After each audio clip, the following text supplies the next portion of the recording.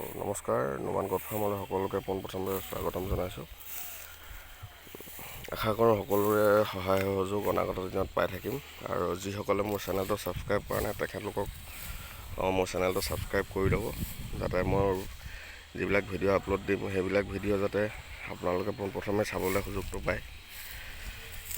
আৰু আশা কৰোঁ কাৰোবাক যদি মোৰ ভিডিঅ'টোৰে প্ৰয়োজন আছে তেখেতলোকক শ্বেয়াৰ কৰিবলৈ অনুৰোধ জনাইছোঁ। আজি নতুন টপিক এটা লৈ ভিডিঅ' এটা বনাওঁ বুলি ভাবিলোঁ, যিহেতু আজি দেওবাৰ,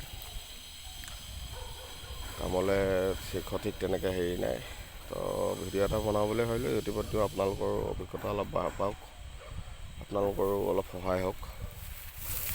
আমাৰ ইয়াত বহুতে কয় যে বাহিৰৰ ছাগলীবিলাক আমাৰ ইয়াৰ পথাৰত নচৰে।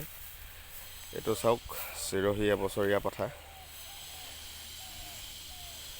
ঠিক এবছৰ নাই হোৱা, তাৰ এবছৰ হ'ব আৰু 2 মাহমান বাকী আছে।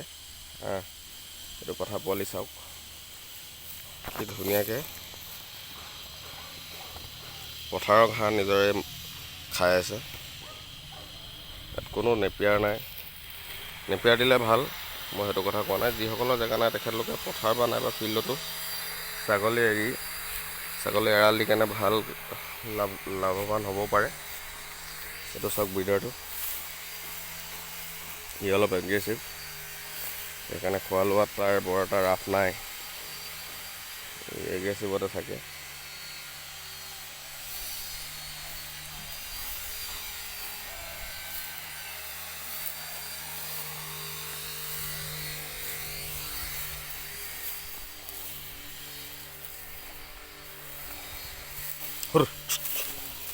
এজনী চিৰহী চাওক,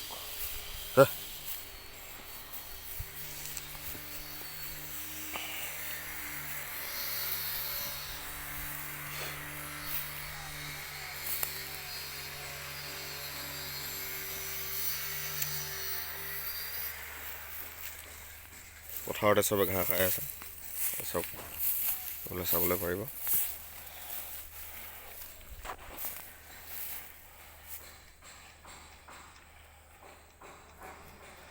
দেখিছেনে? সেইকাৰণে কোনো চিন্তাৰ কোনো প্ৰয়োজন নাই যে আমি বাহিৰৰ পৰা ছাগলী আনিম আৰু ইয়াত ঘাঁহ নাখাব। হয়, প্ৰথম 2 এদিন আপোনালোকে ডাঙৰ ছাগলী আনে অলপ অসুবিধা হ'ব পাৰে, বাকী চিন্তাৰ প্ৰয়োজন নাই। আপোনালোকে সকলোৱে ছাগলী পুহি লাভৱান হ'ব পাৰে।